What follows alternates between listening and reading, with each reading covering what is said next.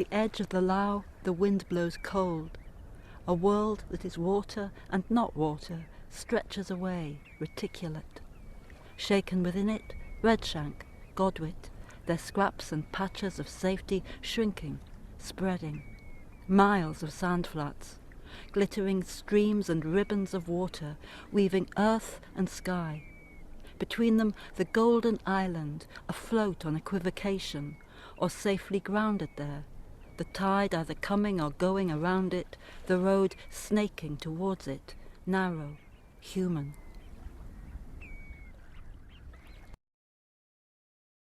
Many years ago, I carried a large copper etching plate across the mudflats to make a drawing of the first of the refuge boxes on the Pilgrim's Crossing to Holy Island, part of St Cuthbert's Way. In fact, a lot of the etching was created by the sand itself. Caught in my gloves, it scratched the resist wax ground on the plate and became the landscape of the final image. This initial work was inspired by my lifelong love of this place. I live locally to the island for much of my life, and I have been a visitor to it for long enough to remember its remoteness and emptiness before it became such an extremely popular tourist destination.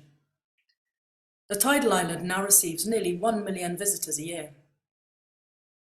But there was another driving force in the making of this work, the poem The Refuge Box by Katrina Porteous. This poem, made for radio, and extracts of which you can hear throughout this lecture in Katrina's own voice, uses the refuge box as a metaphor for both the island and speaks more widely about ideas of refuge and sanctuary. I would like to take this opportunity to thank Katrina and producer Julian May for letting me share this work with you here. I should also point out for any Causeway connoisseurs out there that the refuge box of Katrina's title actually refers to the motorist refuge box rather than the pilgrim's one featured in my etching. When I was invited to give this year's Robert Westall lecture by Jake Hope, I felt deeply honoured, of course, but also deeply unqualified. Firstly, I am not a writer. I am someone who occasionally draws pictures for other people's stories. Secondly, and more importantly, I found myself recently, like many people I imagine, wondering what happened to the notion of humanity. I have always counted it as a great privilege to be able to do something that I love as my living, but I've always questioned the validity of what I do as well. I'm not as familiar as I should have been with Robert Westall's work, and I lived at the other end of the county of Northumberland from his town of Tyneside. But I think, had I had the good fortune to meet him, we would have got on.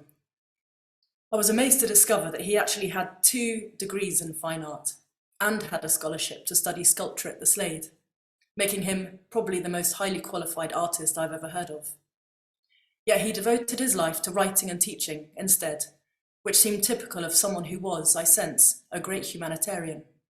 I would love to have had a careers advisor like him when I was at school. On the 3rd of October, I wrote to Jake to put forward some ideas that I would include in the lecture.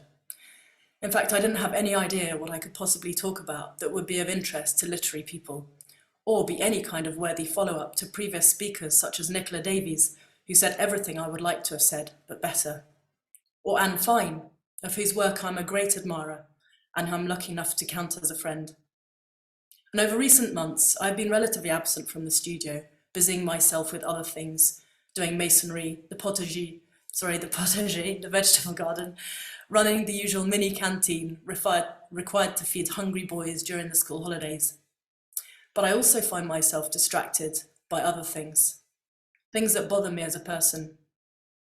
As many others, I feel a growing concern about environmental issues and the increasingly difficult to ignore changes and extremes we see happening around us. I write now, in the aftermath of Storm Ciarán, which has caused me to temporarily displace myself and my computer, just to be able to finish and record this lecture. I should say thank you to my parents-in-law, who still have electrics and telephone, for letting me park myself at their dining table for the last few days. I could say even that I have a constant anxiety about the environmental issues, when our politicians seem intent on denial, intent on increased exploitation as opposed to conservation, let alone regeneration. As George Monbiot says, the flickering of Earth's systems is warning us. Act now, or see our already degraded paradise lost. But there are humanitarian issues which gnaw at me on a daily basis too. I don't know why, but for a long time I've been preoccupied with ideas of exile and refuge. I've experienced an innate sense of loss for as long as I can remember, age 6 or 7 maybe, though I do not know where that comes from. I was very lucky to have what I thought of as a normal sort of family, and I had a great encouragement from my parents to work hard and pursue what I wanted to pursue. My father was a doctor of sciences and my mother was a professional musician, and perhaps because of that, both me and my brother trained in music when we were young. Neither of us went on to be musicians, but I like to think that the discipline of daily practice is a useful tool in the context of being self-employed or being an artist. And I suppose in those days our only entertainment was reading books, as we did not have mobile phones or social media. And I think I remember the excitement of when we got our first Sony Trinitron colour TV, which is the only TV I've ever had, though it stopped working many years ago. Going to the cinema was still a big thing. I even remember when the Star Wars trilogy, the original one, came out, The Return of the Jedi. When my mother was killed in an accident just after I finished school, I was the same age as Christopher, Westall's son, when he was tragically killed in a motorbike accident. It was so sudden and unexpected that it wasn't really a surprise, and along with my mother disappeared any sense I might have had of having a family, normal or otherwise, or a home. So the sense of loss, exile and refuge have always been in the wings of my consciousness, and perhaps because of that, my work has often been centred around human narratives of one sort or another. Many years ago, I made some work based on the writings of journalist Chris McGreal and human rights writer Caroline Moorhead, author of Human Cargo. Chris McGreal, a Guardian journalist based in Jerusalem at the time, reported on the day the tanks came to Rafah Zoo on the 22nd of May, during the 2004 Israeli invasion into Palestinian territory. The article is still available to read for anyone who's interested, rather than me upsetting anyone's sensibilities by quoting it here. The complete destruction of this tiny but very popular zoo, which had slides and games and a small swimming pool for the children, was eventually blamed on a tank reversing into it. Most of the animals ended up under the rubble or lost. 19.5 years later, I still have the same things gnawing away at me, thankful for my privilege, but frustrated at my helplessness as a person and an artist to do anything. And these feelings have been mounting in recent months, and yet I don't know what to do with them. And so these were the muddled notes that I wrote to Jake 3 weeks ago. The modern-day no man's land created in the protected forest on the border between Belarus and Poland. Turkey, Morocco and Libya exporting refugees for Lutsenko to use as weapons of war. The Polish elections whipping up the threads of this foreign invasion, matched by right-wing hate speech emerging across Europe. Mirrored on the US-Mexican border too. And the immense concrete curtain, 10 times the Berlin Wall, that has effectively turned Palestine into a ghetto. And yet, even as we hear of and see daily human rights abuses, schools and homes being bulldozed, farmers being attacked, graves being trampled and broken, the US continues its sponsorship and support of a right-wing regime that has hijacked centuries of persecution and suffering of the Jewish people in order to justify the oppression, displacement and destruction of its neighbours. Of course, I had no idea of the events that would unfold 4 days later. Nor did I imagine that we could, in the 21st century, witness the genocide of a people in full view of the world, with the majority of the leaders of the free world in their suits and ties, not only complicit, but only too eager to justify why, first of all, the cutting off supplies into, and then the bombardment of one of the most densely populated areas of the planet, populated mostly by people already made refugees in their own land, and populated mostly by children, by one of the most powerful militaries in the world, is okay. And unlike previous incidents of ethnic cleansing, forcible displacement, imprisonment and genocide of a people, we have more information than ever, thanks to social media. Despite all attempts to silence the voices of civilians and brave Palestinian journalists, the fact that any outside media are prohibited from even going on site speaks volumes. We can see and hear what is happening on the ground.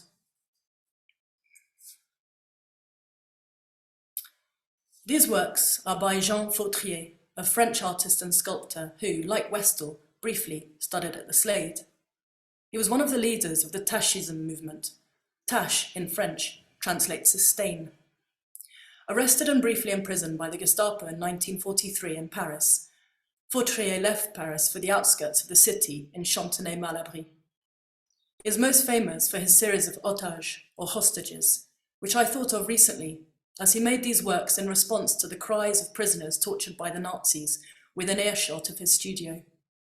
He didn't have Facebook or Twitter.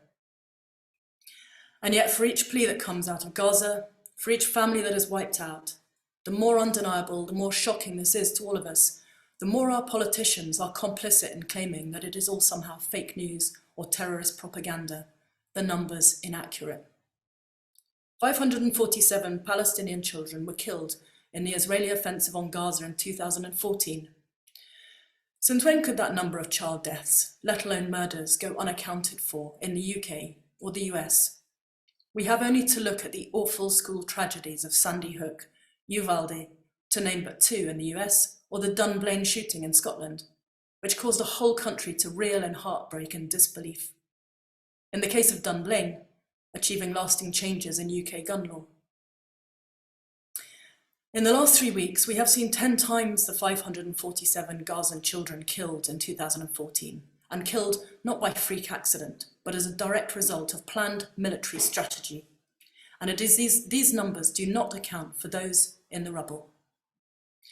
My question is simply, how are Palestinian children any different to our own? Because clearly, for us to swallow, ignore, or justify the figures coming out of Gaza, and increasingly the West Bank, we must be doing a lot of othering in our heads.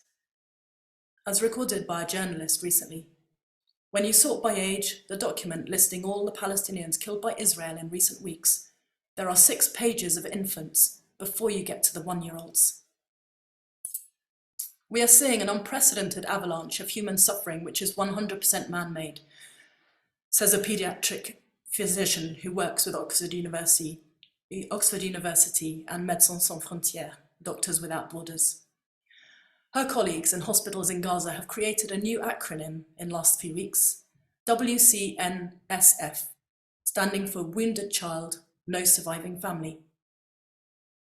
Children have their names inscribed on their bodies by their parents to identify them if they're killed, and carry lists of their family members' names in their pockets so that aid workers know who to look for if they're recovered after an airstrike. Am I the only one drawing parallels between what we see unfolding minute by minute before our very eyes and the attempted erasure of a whole people by the Nazi regime, and about which the world agreed never again? And yet our politicians would have us believe that the situation is too complicated to just call a ceasefire, because somehow, impossibly, we are meant to believe that Gaza is home to some 2.2 million terrorists. As a well-known Black American author describes, after being invited to visit Jerusalem and Hebron with some fellow writers recently, organised by the brilliant Palestinian Festival of Literature, based on all the media about the Palestinian and Israeli conflict, he expected that he would find a complicated situation, difficult to distinguish between right and wrong. But then in fact, he immediately understood what was going on there, where the situation was actually shockingly clear to him. Your mobility is completely inhibited. Your access to water, your right to vote is all inhibited based on ethnicity. He says, as a Black American, it felt extremely familiar. But Western media presents the situation, he says, as being so complicated that one needs a PhD in Middle East studies to be able to understand the basic morality of holding a people in a situation in which they do not have the right to vote, and then declaring that state of democracy. It is actually not that hard to understand. How sad that I don't even know if I should credit the author in this context, given the fact that many Palestinian journalists and their families have been targeted.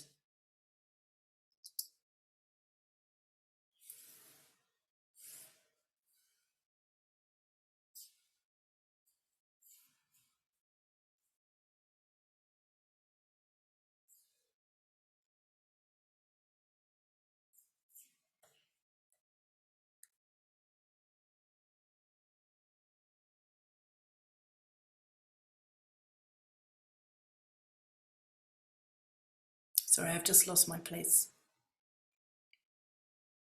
I'm just coming back to it now. This is the problem with juggling between two screens when you're not even very good with one of them. So when so many Palestinian journalists and their families have already been targeted, and peaceful protesters across Europe and the US have been arrested for speaking up for Palestinian rights, it's no wonder that we're living in a culture of fear. Right now, we are going to make history. From the Jordan River to the Middle East, that is all ours. It was promised to us. There is no Palestinian nation. They should all have a lot more bombing. It is a fight between the good and the bad. We will bomb Shifa Hospital, all the hospitals, all the tunnels. We will kill them all. We are the centre of the world now. Apart from the talk of bombs, it sounds like a really awful part of the Old Testament. But these words are spoken by a young Israeli soldier joined by his mother as he prepares to embark on a ground offensive into Gaza. And terrifyingly, the powers that be seem to share the same narrative. However much they might talk about minimising casualties, they keep sending arms, and there is no longer any attempt at mincing words. There is apparently no upper limit for the appropriate number of Palestinians to be killed. This is not about an eye for eye. This is not morality. This is not humanity. The Old Testament can go to hell. The gloves are off. The message is loud and clear. There is nothing religious about any of this, which is the only reason, perhaps, I feel able to talk about it, as proven by our politicians' incorrect and disgraceful inference that those who call for ceasefire and for the freedom of Palestine are being anti-Semitic, even when those calls are coming from the UN High Commissioner for Refugees and from leading rabbis and from large numbers of Jews around the world. Those of us who are lucky, or believed ourselves lucky, to live in our democracy, now find that we have entered blindly or unwittingly into a moral abyss, a vortex of corruption, vengeance and violence which seems without end. Why, when we were given paradise, do we insist on creating hell on earth? So I had no idea really what I would contribute for a lecture of such prestige, especially at this moment in time. But then I read the words of a Gazan civilian. When the whole situation started, I made a decision not to write. But then a man who I consider a mentor encouraged me to do so. Writing means that I am trying my best to survive. It means that I have hope that one day I will look back at these diaries and think of how long I have gone on. Because writing means that my heart is still beating and my voice deserves to be heard. And so, though I am not a writer, and I'm not a very good speaker either, I try with these words, modelled as they are, to pay homage to Robert Westall in his work, and also in some tiny way to all today's truth-sayers who are not afraid of speaking out. I was very interested to read that Westall marched in peaceful protest at the invasion of Hungary by Russia. I was also quite shocked to read how he was attacked for the perceived sexism and racism in the machine gunners. His response, though, viewed from a decades later, post-Me Too, etc., I find refreshingly frank. It is evil to rewrite history, he says. The demands of anti-racism, anti-sexism are great upon me, but the demand of truth is greater than either. How can we know how far we have come if we can't look back and see truly where we have been? And so, though I did not have the privilege of knowing Robert Westall, I feel like I have enough sense of his humanity to hope he would not mind me speaking as I do here, to add my small voice to a growing global voice, of which I am sure if he were here, he would have been a keen participant. In the context of what we're witnessing today, the world that Robert Westall depicts so vividly in The Kingdom by the Sea seems almost idyllic by comparison, despite being set in the air raids of World War II, which caused such devastation to so many towns and cities up and down the country and across Europe. Westall's protagonist is a plucky Geordie boy, Harry, who, believing his family killed in an air raid, takes off up the Northumbrian coast in a sort of accidental pilgrimage to Lindisfarne. The island did not look like part of the world. The world of bombs and vicious farmers and the terrible battle to get enough to eat, and even enough newspaper to wipe your backside with. He just knew it was an enchanted place, a further shore. He knew he was crossing not the North Sea, but the River Jordan, that the vicar talked about in church, like Christian in the Pilgrim's Progress, and trumpets would sound for him when he reached the other side. For anyone who does not know Lindisfarne, there is a road causeway that connects this small tidal island with the mainland, which has a small white shed on stilts, as it is described in Katrina Porteous's poem, for people who get stranded by the tide. For many years, the northeast frontier of England was my home, at the opposite end of the county of Northumberland to Westall's Tyneside. I built my studio by hand from local timber in my back garden in the foothills of the Cheviots. I built dry stone walls, planted fruit trees, grew food, made work, and had a family. But many years later, perhaps feeling somewhat stranded by the turning tide of opinion and the almost unanimous voting for Brexit where we lived, the uttering of sentiments that I didn't care so much to hear, I and my family left the northeast to live in central Brittany in 2019, just before the onset of the pandemic and before Brexit was finally done. We left in part because it was not sure that my husband would definitely be granted right to remain if we stayed, and it seemed easier to move than undergo the arduous and expensive exercise of applying for British citizenship. I joked that as he had had a turn in my country, now we would have a turn in his. As we did not have a definite place to live in our chosen destination, and as we were not sure if we would stay, we left as one would do for a camping trip, filling my old Defender with what each considered essential items, which included a set of bagpipes and other musical instruments, a suit of armour, some wooden guns, and a skeleton and library of books, sketchbooks, and gardening tools. And we set off down the A1 for what seemed like would be the last time. I wish our decampment had been like that of the Durrell family, or at least Durrell's description of it, their flight to Corfu, though I wonder what it was in reality like for his mum. At about the same time as moving country, I had started work on a book with a protagonist who, like Harry, was in self-imposed exile, having left home and arrived on an island. Medusa, by Jessie Burton, brings to life the girl Gorgon we're all familiar with from Greek mythology, but familiar with as a monster who gets beheaded by the seemingly heroic Perseus. In Jessie's retelling, Medusa, a normal teenage girl, albeit with snakes instead of hair, gets to tell her own tale. "Let me start on my rocky island," she says. "We'd been there for 4 years, my sisters and me. An eternal banishment we had chosen for ourselves. And in almost all things, the place suited my needs perfectly, being deserted, beautiful, inhospitable." That is how I might have described Holy Island many years ago.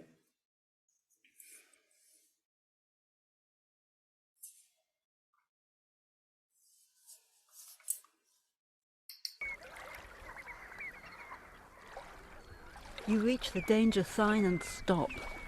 You want it, that island, stretched out like a ship ashore on its saltings, adrift in a sea so blue and endless you'd think the sky had swallowed it up, or else had fallen smack down into its own reflection. Out from the causeway, over the sand, guideposts narrow towards the island, the mirror image of their own vanishing, an invitation. There is also another causeway, as you can see in this detail of a work that I will explain more about shortly. Some would say this is the real causeway, which is a pilgrim's path, part of St Cuthbert's Way, that crosses a much longer stretch of sand and mudflats, arriving in the village of Holy Island, as opposed to the road which snakes down the western tip of the island called the Snook. This part of the island used to be fairly deserted, but has become much more visited in recent years, as it is the location of Vera's house, as featured in the TV series of that name. The 1 or 2 times I have watched Vera, I was amused to see the elasticity of the geography of Northumberland, where Vera could travel from Lindisfarne to County Durham in seemingly a matter of minutes, suggesting that the causeway serves as some sort of time portal. But the film producers are in good company here. Robert Westall prefaces The Kingdom by the Sea as follows. "This is a novel, not a geography book. I have taken a few liberties with my beloved Northumberland, most with the refuge towers at Lindisfarne.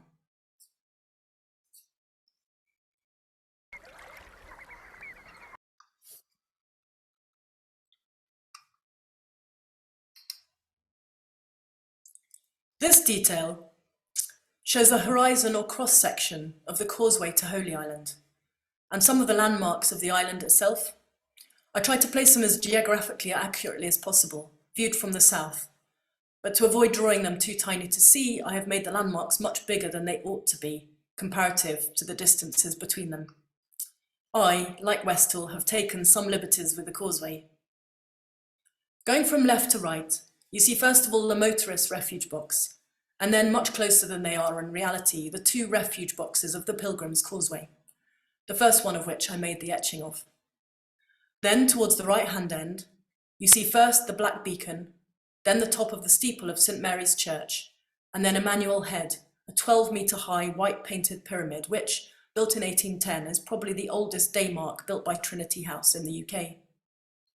These three landmarks are on the island, and they are all used for navigation. My younger self's appreciation of this place was probably purely aesthetic. I liked the wildness, the emptiness, and the lonely cries of the curlews and the grey seals. So I was delighted to be invited 2 years ago to create an original piece of work for the newly refurbished English Heritage Priory Museum on Holy Island.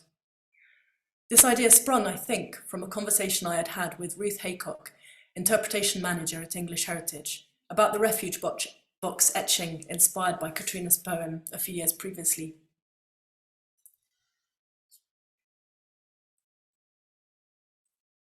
Anyone who knows my work will know that I like using words within it, and I especially love working with poetry.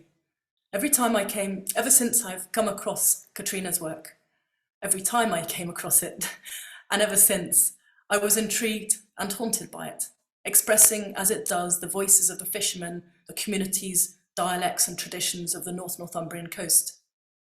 Since becoming acquainted with Katrina many years ago, I started making some works about the Northumbrian coast, and with permission, often incorporating fragments of text from Katrina's poems. These two images are details of larger paintings I have done. The first, entitled Lampedusa, I made in 2007 about migration, based on a chapter of Caroline Moorhead's book, Human Cargo.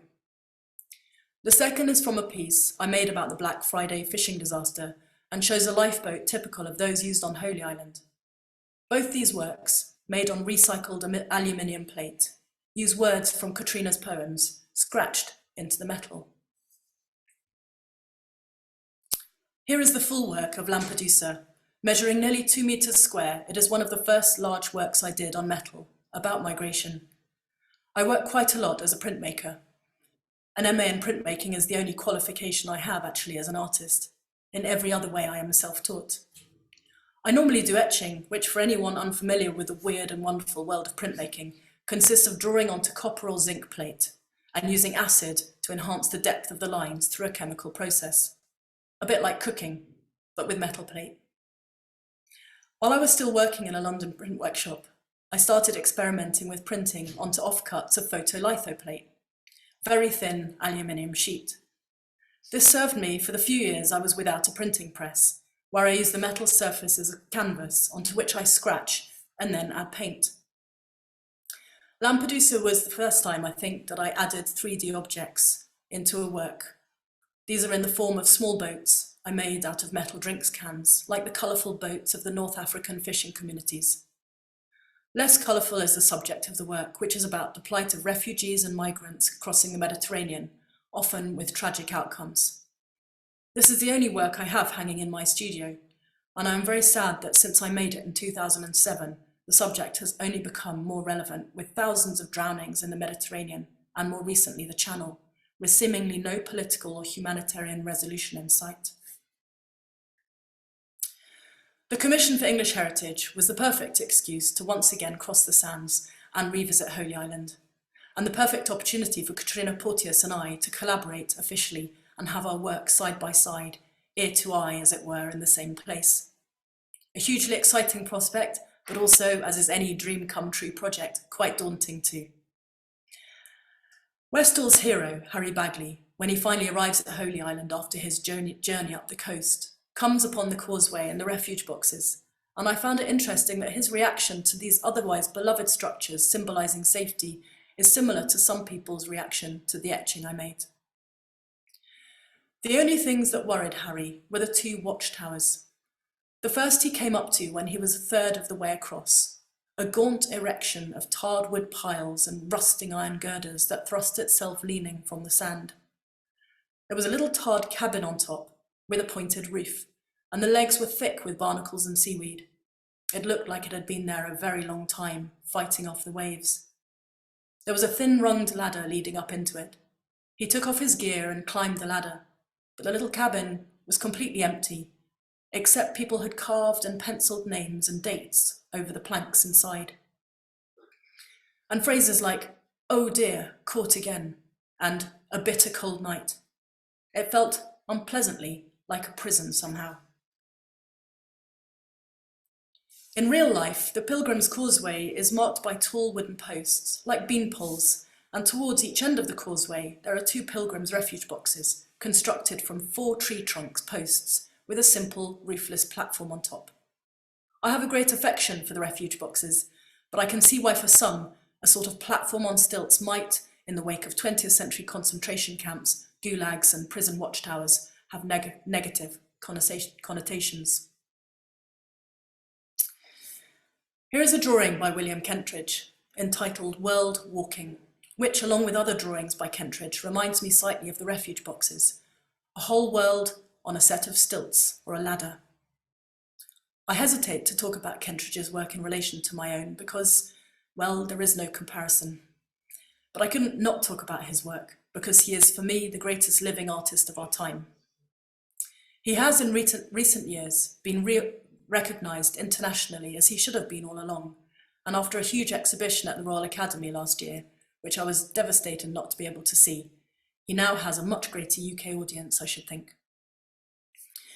Though it is hard to believe now, I remember when the first UK exhibition of William Kentridge at the Serpentine Gallery in 1999 was poorly reviewed by some leading critics, and the word caricature was used, which suggested to me, swept up in the highly conceptual and egocentric climate of 90s Brit Art Britain, critics just couldn't comprehend the genius of Kentridge's work.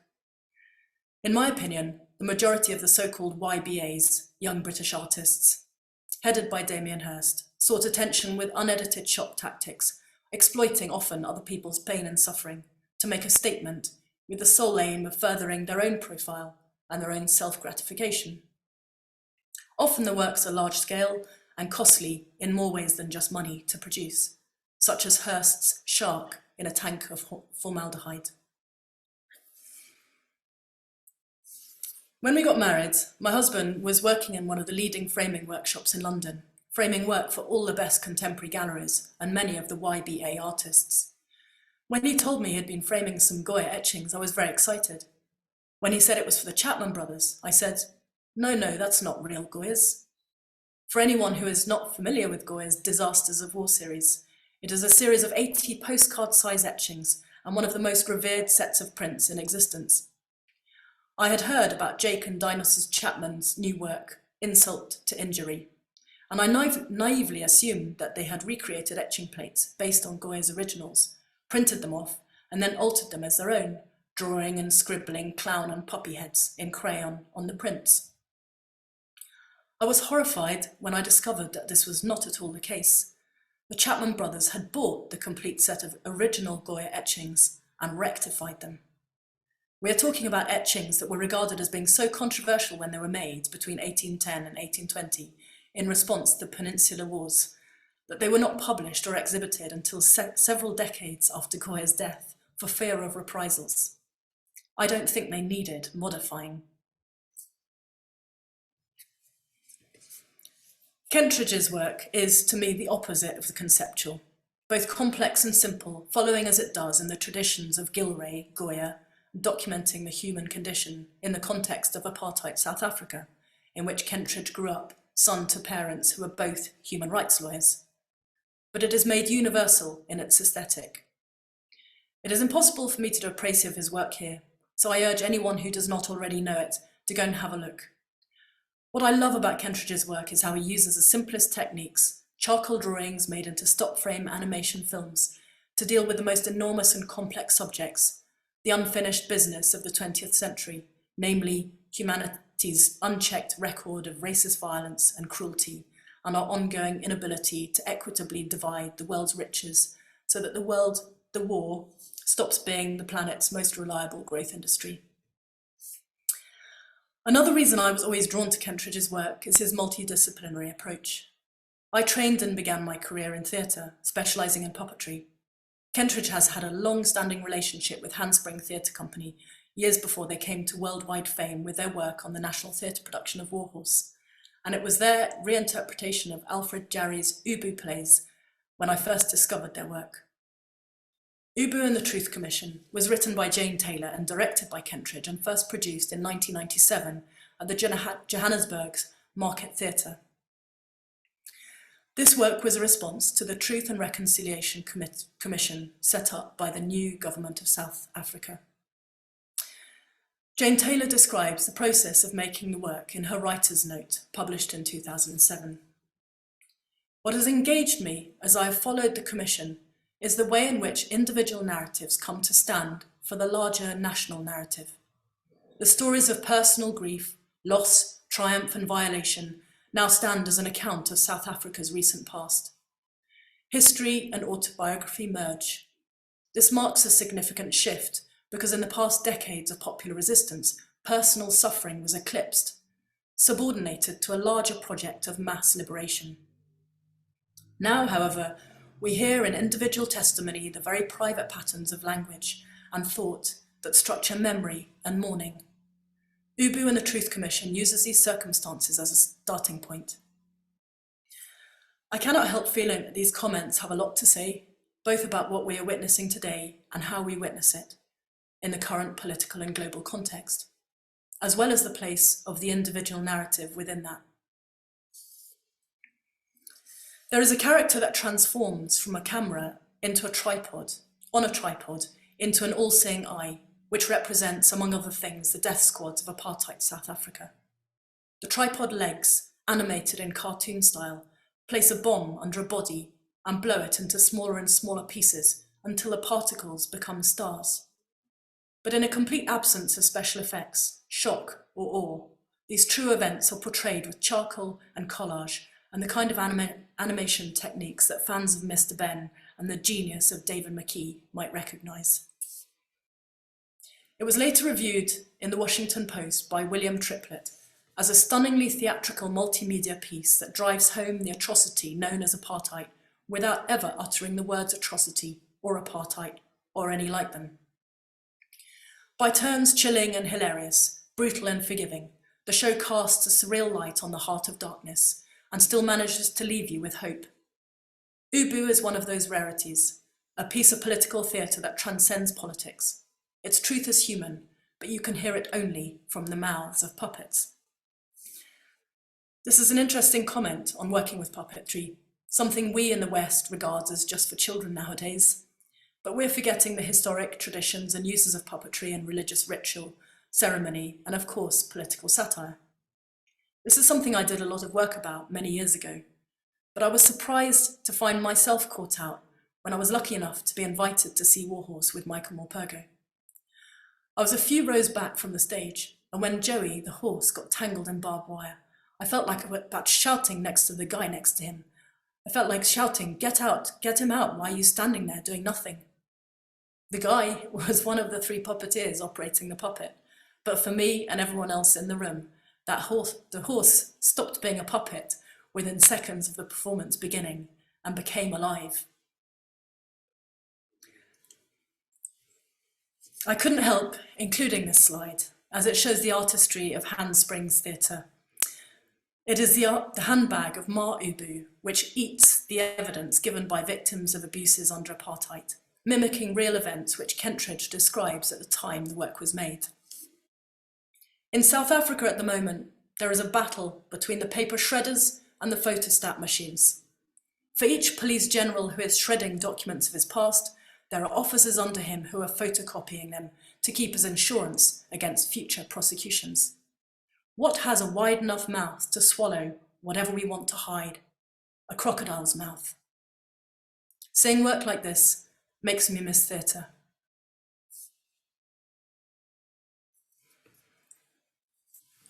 I have to confess I stopped visiting Holy Island many years ago, maybe because of its increased popularity as a destination. I could not help feeling, somewhat selfishly perhaps, that the coach loads of visitors slightly detracted from the sanctity of the place. Maybe this is what the old women meant. What a bad job, they said, when the new tarmac causeway was built in 1954. It was unlikely a criticism of the tarmac itself, so was it a slight effrontery at being made more accessible by the mainland, a dent in the pride of the islanders?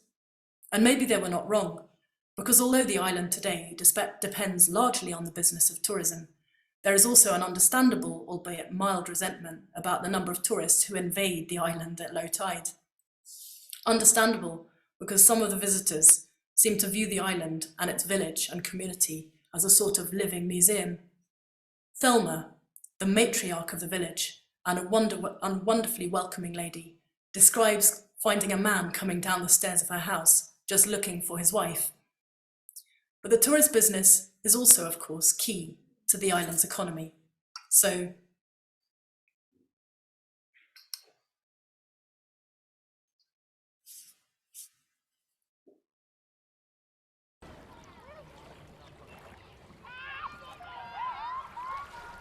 an hour before the tide, the road is carnival and miracle. The ice cream van, the picnic rugs, the shrimping nets. A snake of cars breathes its heat haze up the hill. The ebb tide tugs against the wind. Trousers rolled, sandshoes in hand, a straggle of visitors ventures out. Whoa, it's cold, man. Hot, impatient, the line of motors swelters, ticks, fumes at the sea's edge, and is still.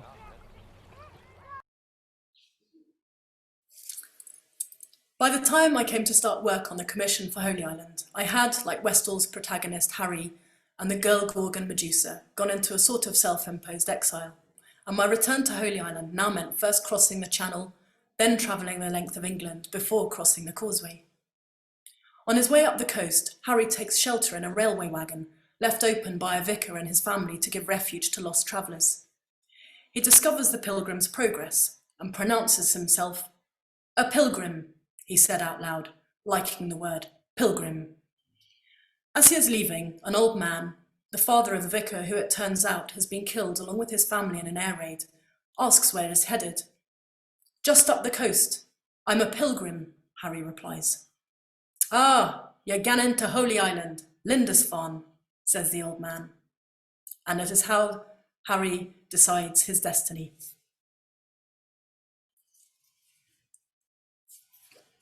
This is not Harry, this is Perseus and his dog, but I wanted to introduce it here as part of the Medusa story retold by Jessie Burton, because Harry also has adopted a dog on his travels. Returning to Holy Island, I was, like Harry, a sort of pilgrim, but whereas before I would have been viewed by the locals as merely an interfering incomer, I was now officially an outsider with foreign plates on my car. Harry was as ignorant of Lindisfarne as any Geordie boy of his age. He knew it was called Holy Island because hundreds of years ago monks had lived on it. One of them had been a saint, Saint Cuthbert, and the tide went in and out, making it part of a land twice a day and an island twice a day. And that was all he knew. The new tarmac road itself was partly washed away in Storm Arwen, rendering the island once more an island, as it was in the time of Westall's Kingdom by the Sea, set in World War II.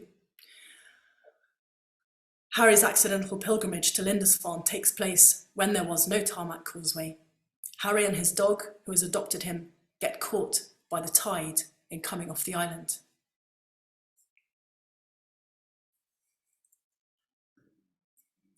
Here again is an image from Medusa to accompany Harry's story. This is Perseus and his mother Danae, who have been cast adrift to sea and get caught up in a storm. They're rescued here by Poseidon, who takes pity on them. But Harry was a town child. He believed in roads that stayed as roads and bridges that stayed as bridges.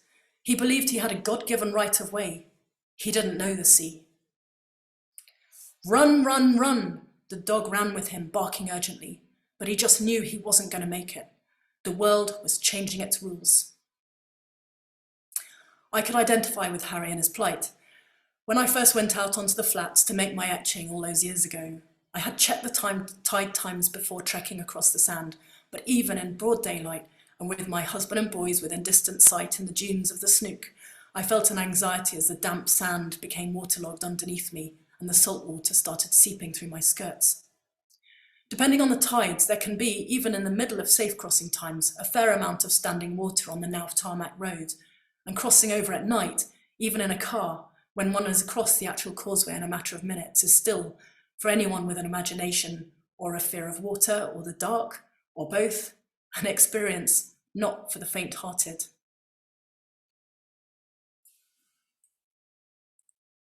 Luckily, Graham, the driver of the fish van, is not faint-hearted. He drives to the island every day when the catch has landed and, as far as I know, has never missed a rendezvous.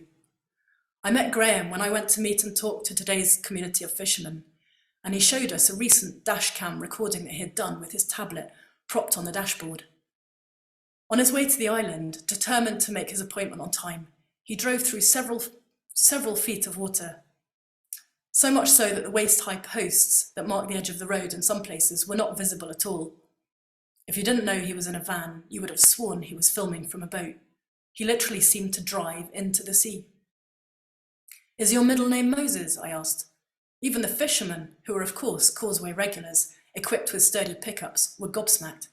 They all waited at least another 40 minutes before following Graham off the island in his semi-aquatic Luton van. "How do you know where the road is?" I asked. "I've been driving this road for 30 years, he said, "and before that I was in the Coast Guard," as if that somehow helped. "As long as you create a bow wave and you keep going, you're fine."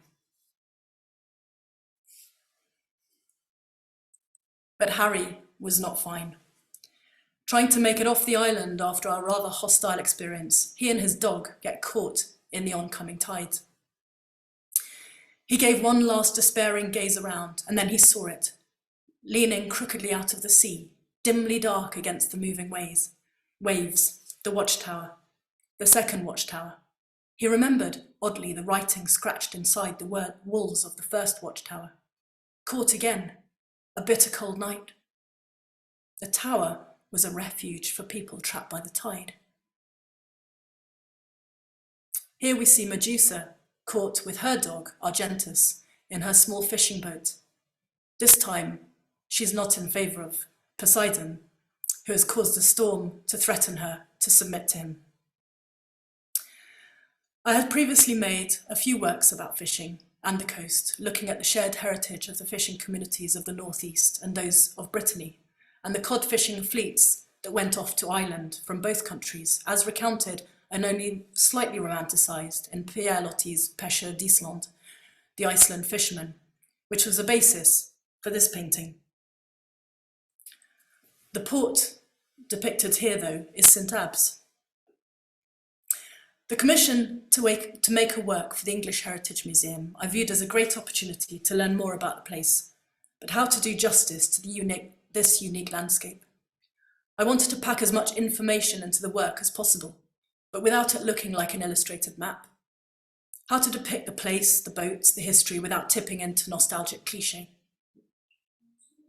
And was there a need to depict the local landmarks, the priory, the castle, the upturned boats, when one can step outside and see them for real? It is more the human landscape of the place that interests me, the journeys, always involving the sea, made by so many to and from this place, some ending prematurely on the various rocks and reefs, with heroic rescues by the lifeboat crews, or in tragedy, with the remains of those lost at sea, and the vessels themselves becoming part of the fabric of the island. Armed with my sketchbook and all my naivety, I went down to the landing stage where there was catch coming in. It is easy to miss. There are only 5 small boats, and with the van reversed almost into the water, the boxes of crab and lobster are loaded fast and driven off the island before most people have finished their morning coffee. I pestered the fishermen with stupid questions. In Northumberland, lobster pots are called creels. How many creels per boat? 850. 850 times 5 is 4,250 in total, dotted around 50 square miles. But quotas are strict, both in terms of the number of creels that can be put out at one time and the size of lobsters that can be caught. Those that are too small, or those carrying eggs, buried hens as they're called, are put back. One of the fishermen showed me a sea chart of the area. He had cross-hatched in red the area of the proposed ban. This is something I'll explain shortly. When I got home, I ordered the same sea chart, Admiralty Sea Chart 111, in order to map out exactly the landscape from an aerial perspective. And in doing so, one becomes conscious of how small the island is, hanging by a latitudinal thread from the mainland. Surrounded as it is by some of the most hazardous waters of the East Coast, with the vast North Sea as its neighbour, the island is, for me, a symbol of fortitude and fragility. You can see the chart in the background of my rather messy studio, with the early stages of the painting on the right. The painting is made on a sheet of 15mm plywood.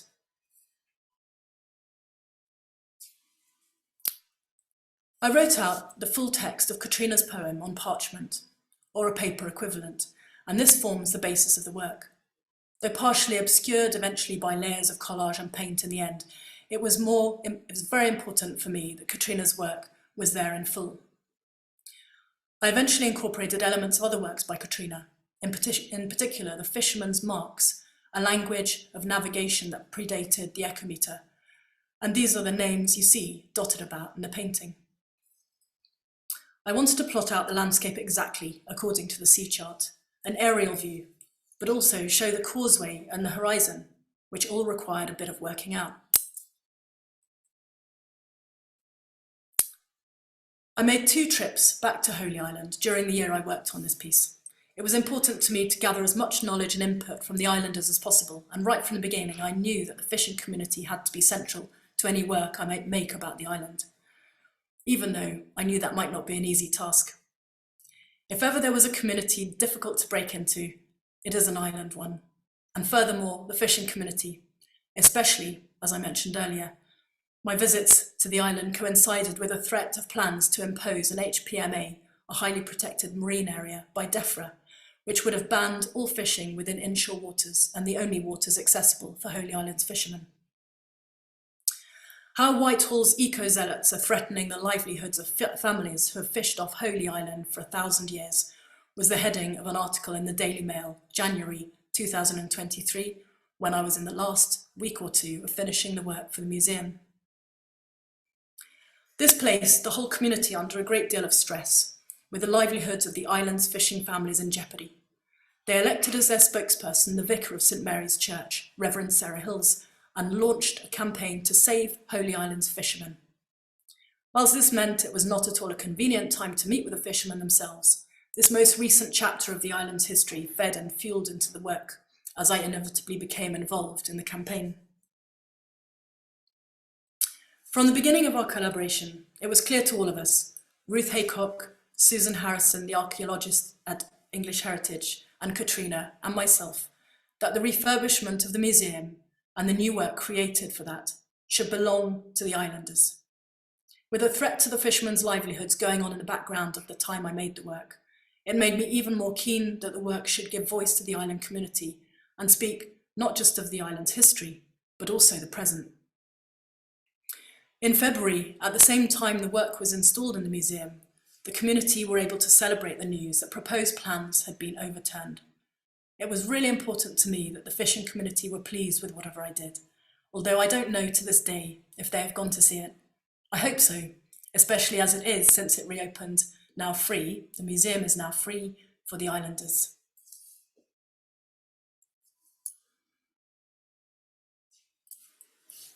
Fishing is not the only industry that has existed here, but it has been at the core of its life as long as the island has been inhabited, with archaeological evidence of fishing activity dating back to 500 BC.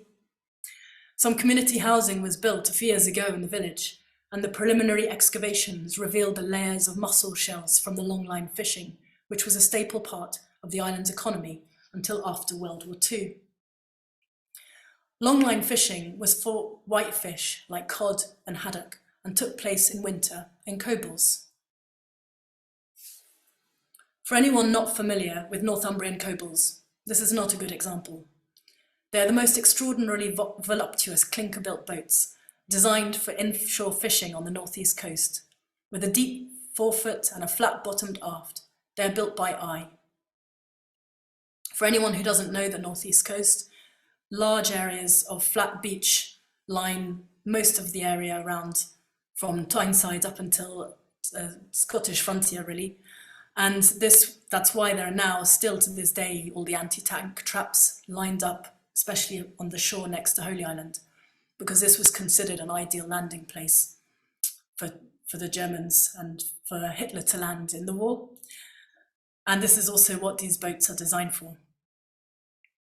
The other sort of fishing on the island was fishing for herring with keelboats and drift nets during summer, and which became an industry in the late 18th and early 19th century and ended just before World War I. Since the end of World War II, the only fishing on Holy Island is for crab and lobster, and today there are only 5 boats still fishing off the island. All these photos obviously show the making of the work. Sorry, I'm just playing them in the background here. And for the work, I tried to make some 3-dimensional models of boats, which is quite a challenging task.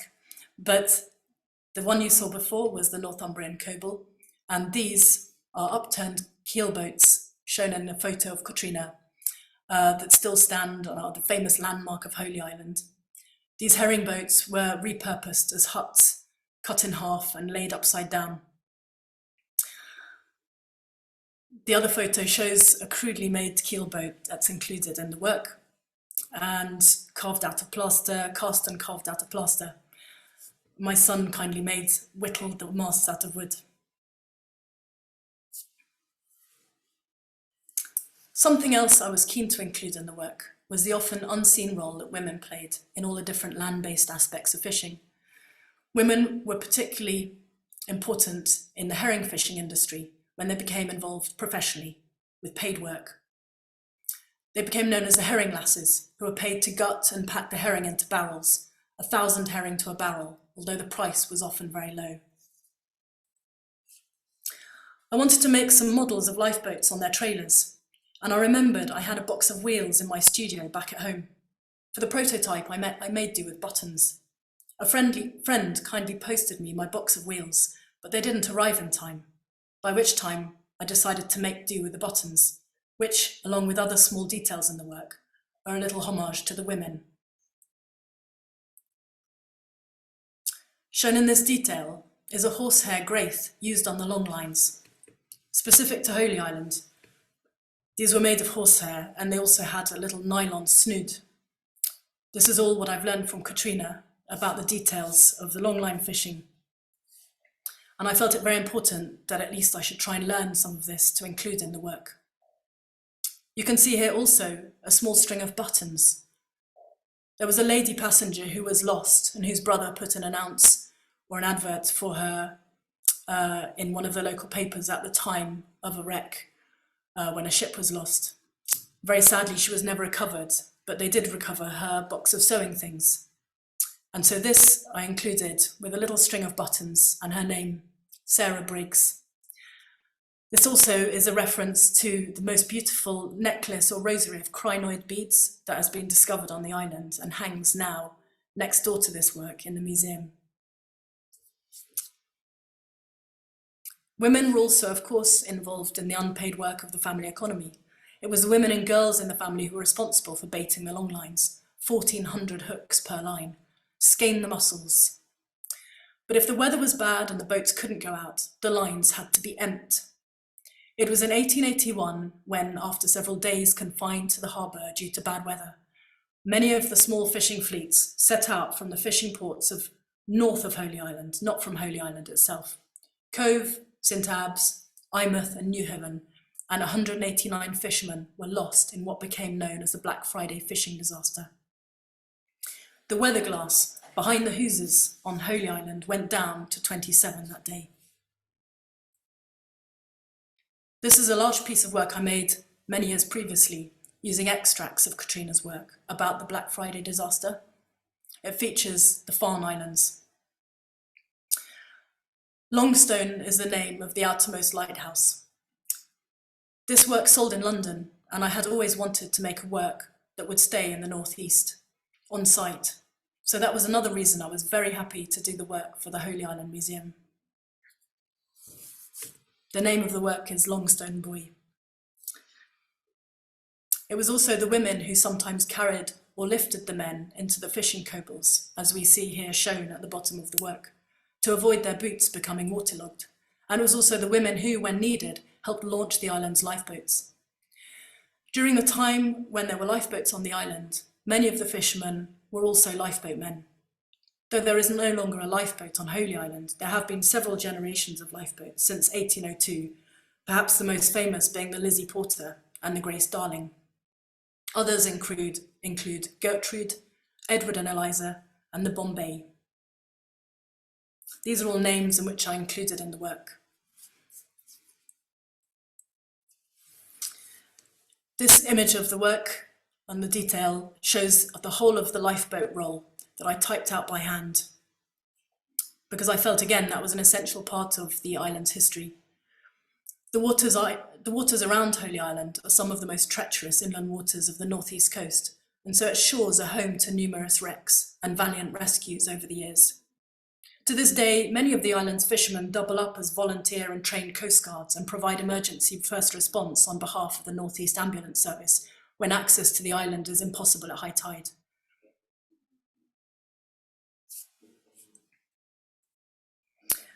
The wrecks dotted all around Holy Island I came across and learnt about, and somehow they became quite an important part of the work.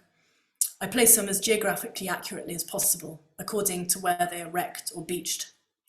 I drew these on metal plates and left them in black and white or bare metal. I suppose I wanted them to appear like ghosts under the water around the island.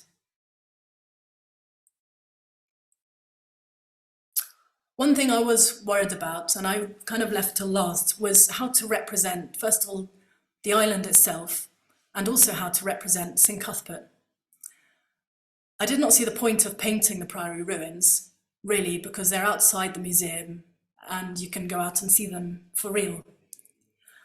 I eventually came upon the idea of using a boat. Somehow I felt it was important that St Cuthbert was represented by a boat. And I ended up placing a tree in the boat, and I filled the boat with crushed mussel shells. In fact, this was partly based on a tree that I found behind the harbour, which for me reminded me of a shrine, as it's sort of decorated with fishing buoys and rope. And I found out afterwards that this is in fact the playing place of the children on the island, which I felt was very appropriate for paying homage to St Cuthbert.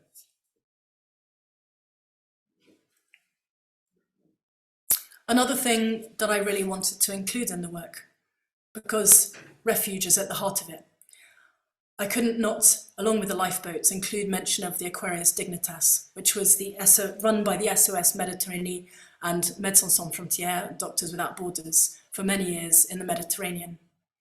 Thousands of refugees have been rescued from the Mediterranean by this vessel until it was forced to cease operating in 2018.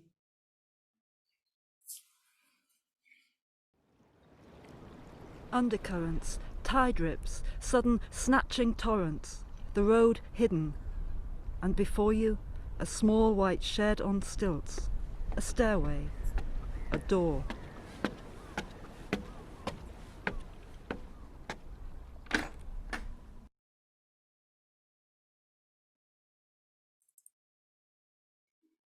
As in many of my previous works, I decided to use a procession piece along the bottom of the painting, mirroring in a little way the causeway across the top. Made from thicker sheets of aluminium I bought. In fact, these were used to make parts of aeroplanes, and the factory nearby to us closed down. This part of the procession shows what could be refugees from any part of the world, and then the launching or the pulling of the lifeboat.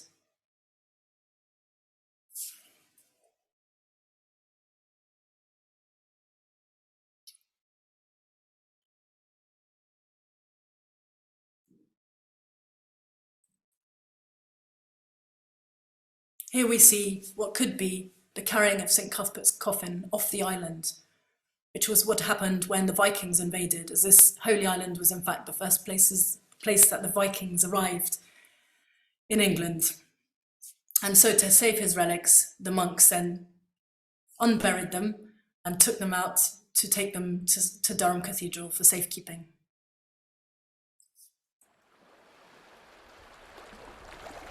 The tide is closed, the island made perfect, spread out in its blue sea, a locked box, a casket of relics, jewels, a kist and a cradle. So here we see the finished piece with the tree at the heart of it, in the boat, a keel boat, and decorated with buoys and other fishing bits and pieces. I also sewed and stitched some reeds that I collected from the island onto the painting. And in fact, this is probably the most mixed media piece of work I've ever created.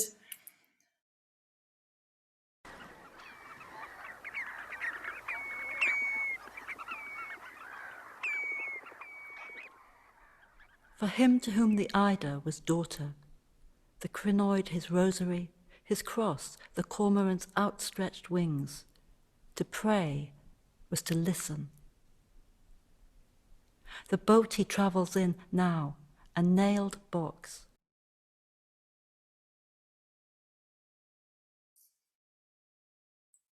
Here we can see also there's a tiny island off Holy Island, which is called St. Cuthbert's Island. It's marked with a cross, and I've used a rusty traveller, which is a ring used in fishing, which I partly gilded with pure gold to just commemorate St. Cuthbert's Island, marked just down to the bottom left of the boat there. Here you can just see some last visuals of the finished piece. The shadows cast by the sun show the three-dimensionality of it, I suppose. And I've also included some flowers, dried flowers that I collected on the island, as well as fishing lines, fishing weights, mussel shells. And then you can see Katrina's poem still there underlying the whole work, but partially erased with the sea coming in and the tide. That's the whole piece of work. Not very easy to photograph because of the aluminium, and it's quite big, so I don't know if you can really see the detail in it, but I hope it gives some idea of the piece of work that now hangs in the museum on Holy Island. And that was when it was ready to go off on its journey back across the channel, back across the causeway, thanks to the local movers, Ian and Shunters.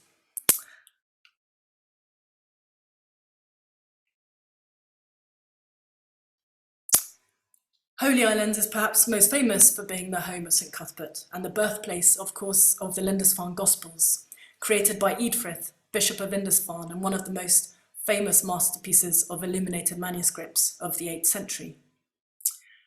2 centuries later, it was glossed into English by a priest scholar called Aldred, described in an inscription on the last page as an unworthy and most miserable priest, suggesting that even in the holiest of communities, there was perhaps some literary rivalry.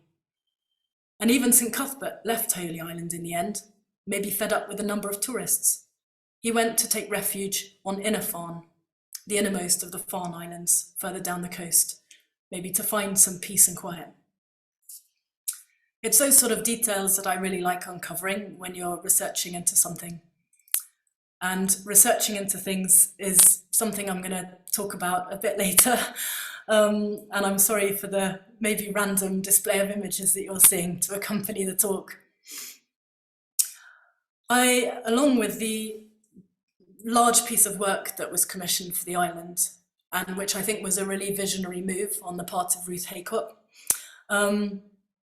we also decided it would be very nice to create something that would be appealing for the younger visitors to the island. And given the amount of wildlife present on the island, we wondered about maybe creating some fantastic beasts of Lindisfarne.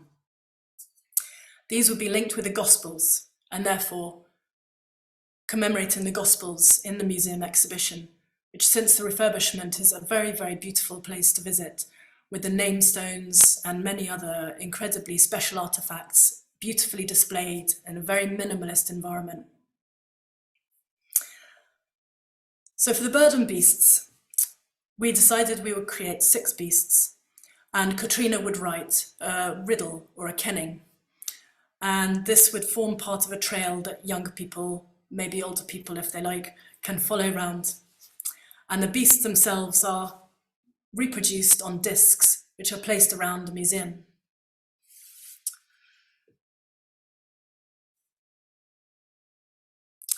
We decided to include a little tern, a grey seals, a stoat, a pale Brent-bellied goose, and of course the companion of St Cuthbert, the eider duck, known locally as cuddy ducks.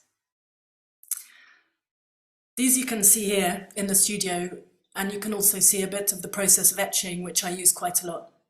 And all of these different beasts I produced as etchings, which I then also incorporated gold leaf to give them halos, to connect them to the saints and the evangelists in the Gospels. This, for anyone who doesn't know eider ducks, is the famous, maybe the most famous, and I think most beautiful creature of Lindisfarne, also known as the companion of St Cuthbert. They're very prehistoric ducks in a way for me, and they're able to eat shellfish with their beaks, which is why they have more pronounced beaks than normal ones. These are some of the beasts lined up on the desk. And here you can see a small detail from one of the Gospels, where each of the evangelists are accompanied by an animal.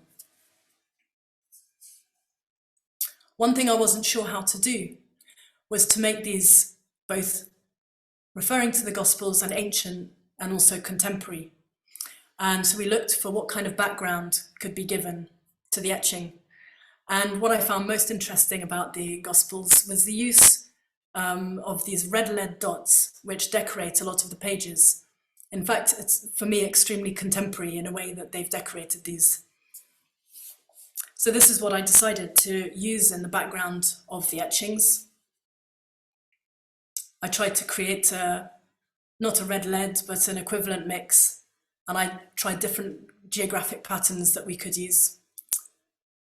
And then you can see the more abstracted design in the background, first of all with the original etching, and then the reproduction with the background of the dots. So the best thing is, because I don't think I've done a very good job of showing it here, is if you get the chance to go and visit the newly refurbished museum on Holy Island, because it is really a wonderful display. This, of course, is a cormorant. If anyone's seen them standing on posts drying their wings, I discovered, in fact, that cormorants, through some design fault, don't actually have waterproof feathers. So that's why they spend so much time flapping their wings to get dry. This leads us into something that I worked on a few years before, which is maybe more well-known than the other things that I've worked on, because it's part of J.K. Rowling's Fantastic Beasts and Where to Find Them. And the reason I used the Occamy here was because the Occamy was quite clearly based on a cormorant, although mingled a bit with a heron. I think this now takes me into a more ad-lib part of my talk. I really wanted, when I was invited to do a lecture, to create a text, which I then started doing. I did then get slightly interrupted by Storm Kieran, and all my best laid plans went to pot, really. But what I'll do now for the next 5 minutes is just go through some images of past work, and I wish I was doing that in front of you, and then we could discuss it and ask questions and talk about things in person. But as I'm doing it as a slideshow, please forgive my ineptitude. So this Occamy for Fantastic Beasts is really illustrative of how in fact, for most of the Fantastic Beasts I did for J.K. Rowling's book were based on real animals, because I think I'm not a fantasist at all. And basing things on real nature and the fantastic that we find in the everyday, the extraordinary that we find in the ordinary is really probably what I'm mostly about.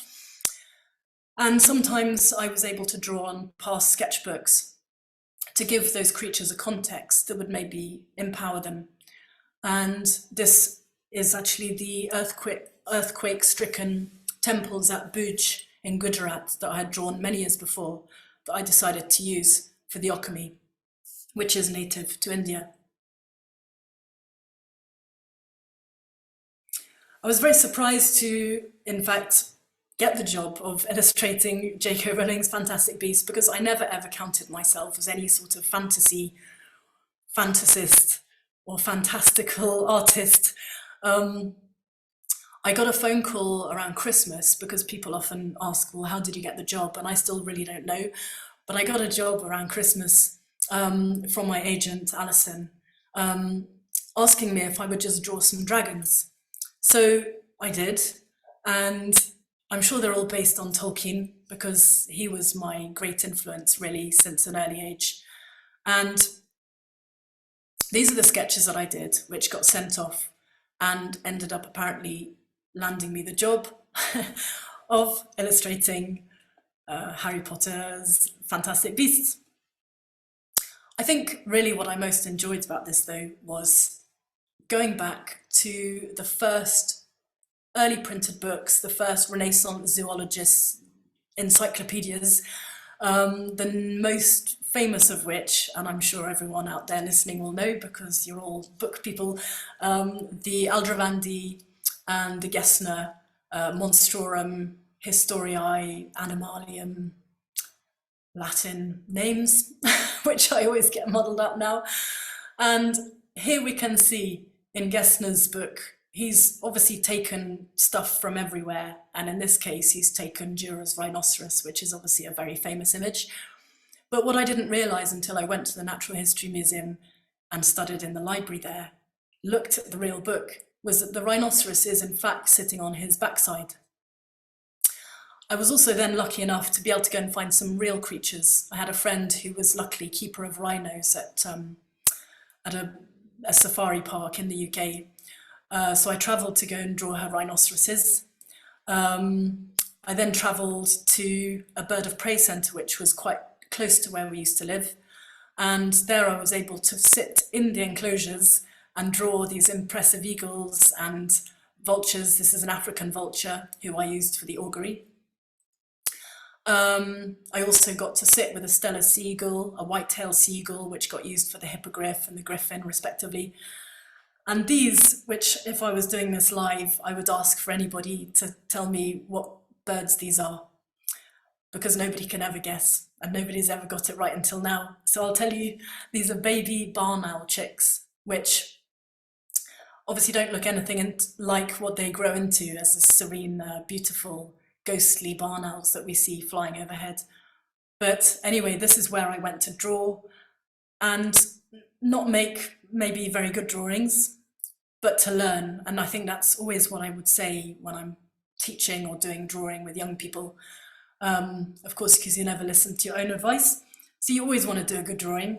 But the fact of passing time, spending enough time in one place in front of something to make a drawing means that you're engaging with a subject in a way that you do not if you're taking a photograph.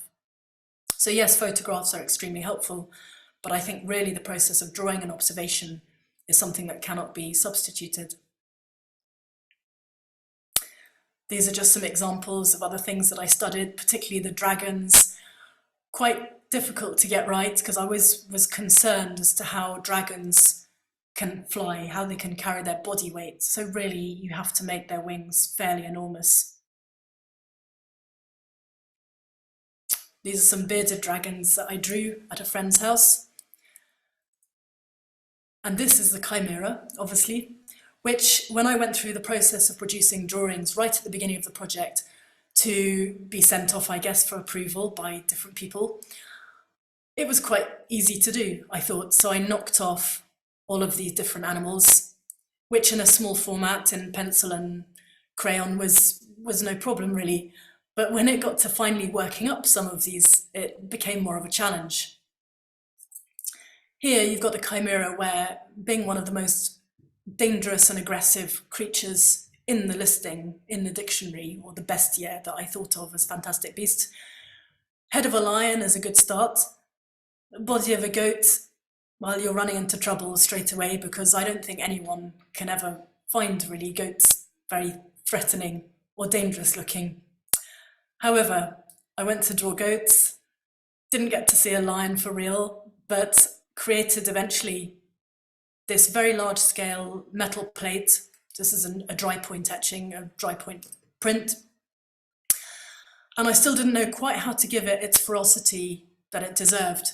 And unfortunately, for the time that I was working on this, there was this awful, heartbreaking civil war going on in Syria, a place which I'd been lucky enough to stay when I lived with a relative. And I had been lucky enough to go and actually draw in the ruins of Palmyra before they became more ruined. And this was how I then hopefully gave the chimera some of its potency. And you see the decapitated statue. This is just another bit of random ephemera, a toad that I found under my studio, which I then made an etching of for the basilisk. An insect that I'd drawn. I think we were camping and we all ran out of the tent because we thought it must be extremely dangerous because it had a large, what we thought was a sting on it. It turns out it's the egg-laying ovipositor, and it actually was a vine cricket. I think I got it verified by somebody. Anyway, that was just one of the drawings in my sketchbook that I ended up reusing in the Fantastic Beasts and Where to Find Them, I think for the Billywig. This is in the wrong place, but this is a stoat with a golden egg, which is one of the Fantastic Beasts that I created for Lindisfarne. But again, it shows the process of creating an etching. Then often people who know my work will know that I use collage incorporated in that.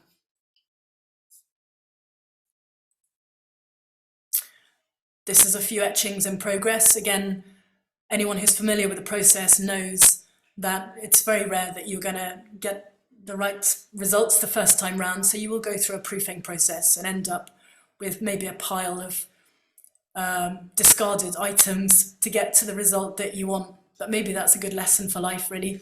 Here you can see the remora, and you can see the sea serpent and a bit of a crab in the background. This is a fully coloured, finished remora, which I wanted to pay homage to some of the beautiful, I think, engravings in some of the old books we see, where you have a landscape in the top half, and then you've got a detailed cross-section in the bottom half.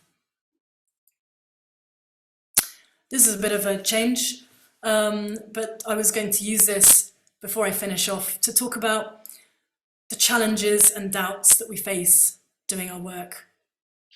How does that feed into the work? I think all of us feel a great sense of conviction about what we do, but we also feel huge doubts about our ability to do what we do. How important is it to get to know your subject? All of these sort of questions which I wanted to address in a more organised way in this lecture have now ended up being in a sort of washing machine cycle. But these are drawings I did on the site of the King's Troop in London when I was commissioned by Michael Morpurgo to do an artwork for Warhorse.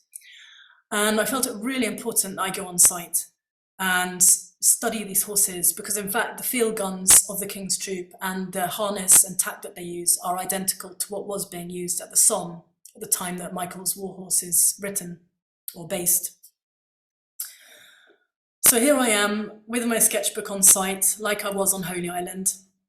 And I realised every time I embark on a project, I put myself in the position of being and feeling like an idiot.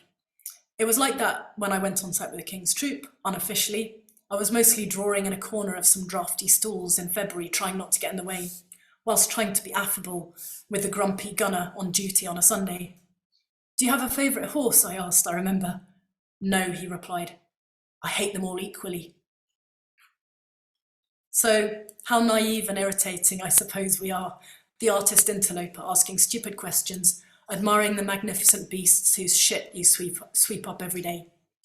As a mother and housekeeper and self-builder who leads a semi-self-sufficient existence, I am perfectly capable of understanding and handling the practicalities of daily life.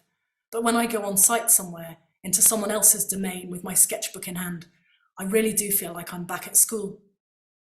It is like moving country and insisting on making an effort in another language you've never studied, which is what I've been doing for the past 4 years, rather than just sticking to what you know and speaking a bit louder, for which us Brits are very famous.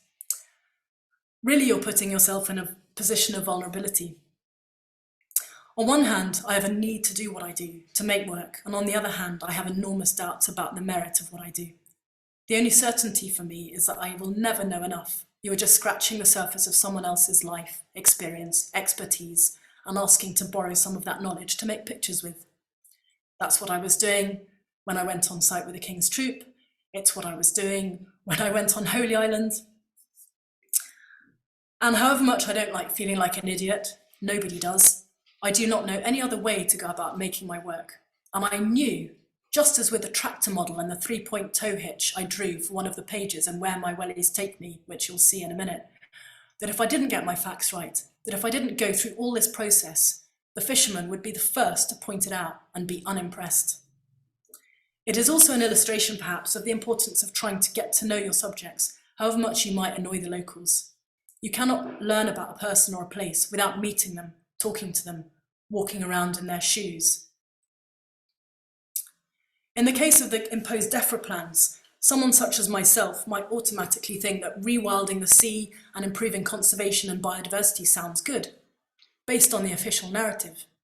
But without knowing the local context, and it turns out that not one of the DEFRA officials involved in selecting the 5 sites to pilot the HPMAs had ever been on site on Holy Island. So how can one really judge? I was going to talk a little bit about fine art and illustration as well, because I know a lot of artists who don't like the idea of doing illustration. It is too restrictive. However, it is something I do like doing set design. You have a text to work with, out of which spring visual ideas. This is how I see Katrina's work and all poetry. It makes me see pictures, whether that is the intended objective or not. I have worked and made my living as an artist for most of my life, but my training, what I have of it, was originally in theatre. Though I did, as I mentioned before, do an MA in printmaking, many years after completing my degree, I remain really self-taught as an artist. Many years later, after a chance meeting at a very small book festival in Brittany with a very well-known English author, turned out to be Michael Morpurgo, though I have to confess I did not know who he was at the time, I started working as an occasional illustrator of books. However, I realised that I'd always been working with narrative of some sort or other in pretty much all of the work I did. I need a subject or a story to make work about. This is a picture of me in my tent on my research trip to Iddesleigh, which is where the book Where My Wellies Take Me, which was my first illustration commission, is based. It's also where Michael and Clare Morpurgo now live. So I just went down to Devon because I felt I really had to get to know this part of the country. I was living at the other end of it. And when I knew that Michael's book was based on the real village where they now live, I had to go and investigate, I had to go and get to know the place. As there were no campsites, in fact, in the area, I had to pitch my tent in Michael's garden. But to go back to where we met, at a very small book festival in Brittany, which is where I am now, the organiser insisted we go and say hello to this author. And I refused, since I didn't want to go and pester somebody whose work I did not know. Sorry, Michael. But as a result of the persistence of this organiser, we finally went to say hello. Michael and Clare were so charming. I was holding my second son, who was 1 at the time, and Michael asked his name. He's got a funny name, I said, having got used to people's perplexity. He's called Elzia. But Michael got it instantly. From The Man Who Planted Trees, my favourite book, he said. And it started there, with Giono and the fact we were booked on the same ferry home. We shared a picnic, and Michael asked to look at my sketchbook, as he'd seen me drawing on deck earlier. No parasol or crinoline, I'm sorry to say. I was working for an exhibition to which they came 2 or 3 months later, and he gave me a text. A bit of an overstatement really, because there was some text, but most of it was some very badly photocopied poems. I read all of it that night and worked out straight away that this simple story of the girls walking in the countryside and all these different poems slotted into the narrative was her journal. I should hasten to add that the drawing here, you see, is not at all in Italy. It's a ruined location, old house that I found in the Cairngorms on another trip. But I just wanted to show the artist, I suppose, as the interloper, the explorer, the person who comes on site and annoys the locals, which I think I managed to successfully do probably everywhere I've been. Maybe as a result of a misunderstanding, I was allowed complete free rein on how I designed this book, and Mike Jolly, the art director at Templar, found a way of simplifying the crazy mock-up that I had made, having no idea really how to illustrate a book at all. This you can see is the mock-up, and then the final book, and there you can see that I even did the binding. And that was, I suppose, the start of my journey of an illustrator, and one of my favourite pages from the book, which ties in with the dragons, and it's one of my favourite poems, Brian Patton's Small Dragon, where you find something magic where you're not expecting to. All the people in the Wellies book, in fact, were the people I pestered in the village, and who very kindly accommodated me and my stupidity, and who let me draw them. And it was again, like for the fishermen on Holy Island, very important for me, more important even than for the publishers and more important than for anyone else, that the people in that place were happy with what I'd done. Here is some sort of fantastic beast, the last unicorn, just a drawing. I haven't got to do a unicorn for a while, but it's something that I've got planned at the moment to do something about.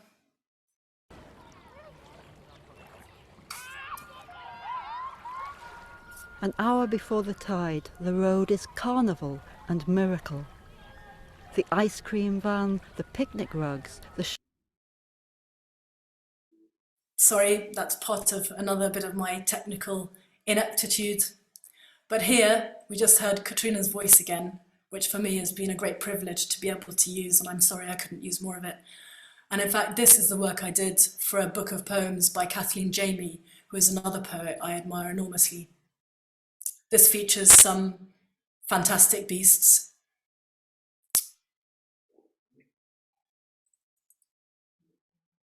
Some more fantastic beasts or not that I did for Francesca Simon's The Monstrous Child. And I produced some very small etching plates that goes ahead of each chapter, as well as an alphabet of bones. And this is another etching which I included in Where My Wellies Take Me. And here you see a procession of wassailers and mummers and straw men and all of the weird and wonderful folklore that we find not really in the visible life of England, but in the secret life of folk tradition, which is something I enjoyed learning about. And to finish, this is another black and white etching, or a wood engraving rather, that is a page from Sebastian Münster's Cosmographia Universalis. And this was a page that I found in one of the manuscripts in the library of Mont Saint-Michel, when I did a recent exhibition of work to accompany some of the manuscripts of Mont Saint-Michel, which also was extremely sort of fitting in with the work that I did at the time on Lindisfarne and the Lindisfarne Gospels. But this shows all of the land animals and all of the marine animals on the world, in the world. And I kind of took home a memory of this image, and I went home and made the work about it. When I went back to the page more recently, I realised that actually he's hardly got any animals at all. There's only a couple of deer, there's only a boar or two, and there's a guy doing some ploughing maybe. And in the sea, there's obviously some rather fantastical, monstrous beasts that are not like the sea life we might know today. But I went back to the studio and I created this for the exhibition I did to go with the manuscripts of Mont Saint-Michel. And this was my version of Sebastian Münster's Monstrorum Marinorum Terrestria. I hope there's going to be lots of Latin scholars amongst you, so sorry for messing that up. But this was a piece of work that actually, after being exhibited in Avranches recently at the Scriptorial Museum, was shipped off to California. So it's gone off on a pilgrimage of its own, by boat, I hasten to add. And this was my way of celebrating, I suppose, all of diversity on Earth. But I did also depict at the heart of it the moment where it all went wrong, when Adam eats the apple, I suppose, and humanity sort of started to destroy the paradise he'd been given. I hesitate to draw any parallels between the moment we are living now and any mere books, but I cannot help thinking of the last chapter of The Lord of the Rings. My father read me The Hobbit and then Lord of the Rings at a very early age, and I have reread regularly the latter on an almost annual basis, so much that my copy has literally fallen into pieces many years ago. Like Sam Gamgee returning to the Shire, albeit without a box of magic dust. I hope for hope in this bleakest of times, that we can find peace, that we can have destroyed what we have destroyed, we can rebuild and regenerate. The homes and the schools, the libraries, replant the burnt crops and the olive groves and the forests, and that one day soon, the tiny zoo at Raffa, with its small swimming pool, will be a home to children and animals once more. And I'm sorry for all the technical problems that I've had and made, and I just wanted to say thank you very much for Jake Hope for trying to help me so much with that and being so patient, and thank you very much to you for listening.